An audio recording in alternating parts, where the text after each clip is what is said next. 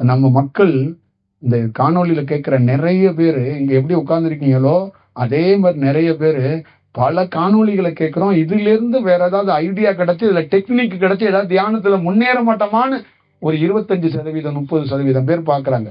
ஒரு 20% பேரு நம்மளை சார்ந்து பாக்குறாங்க. பாக்கி எல்லாம் டெக்னிக்குக்காக ஏதாவது ஒரு ஐடியா. அதே மாதிரி இன்னைக்கு வீட்டுல பிரச்சனை, நான் ஒண்ணு தியானத்துல ஒண்ணு யோசிச்சு வச்சிருந்தேன், அதுக்கு ஒரு விடை கிடைக்குமாங்கிறதுல விடை கிடைச்சிருச்சு, அப்பா ஹாப்பி அப்படிங்கிறாங்க. ஆனா அது இல்லை. இது வேற. நீ சேர்க்கவே முடியாத சந்திரனையும் சூரியனையும் சேர்க்கக்கூடிய வல்லமை இந்த செயல்ல இருக்கு, இந்த வடிவத்துல இருக்கு. ஏன்னா சேர்த்தவன் உரைக்கிறான். நீ சேர்த்தவனை புத்தகத்துலதான் பார்த்த, சேர்த்தவனை நேர்ல எங்க பார்த்த? சேர்த்தவன் சேரிலே விழுந்து எழுந்து நின்று உரை நிகழ்த்துறான். இதுதான் ரொம்ப முக்கியம். இதுதான் வடிவம். சேர்த்தவன்கிட்ட இருந்து நீ கேட்கப்படணும், அதுதான் முக்கியம்.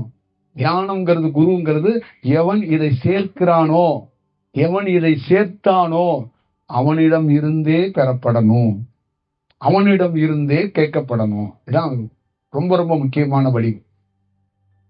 அப்ப இத நம்ம என்ன புஷ் பண்ணி அழுத்த வேண்டியதில்லை. இதோடைய உண்மை தன்மை இதுதான்.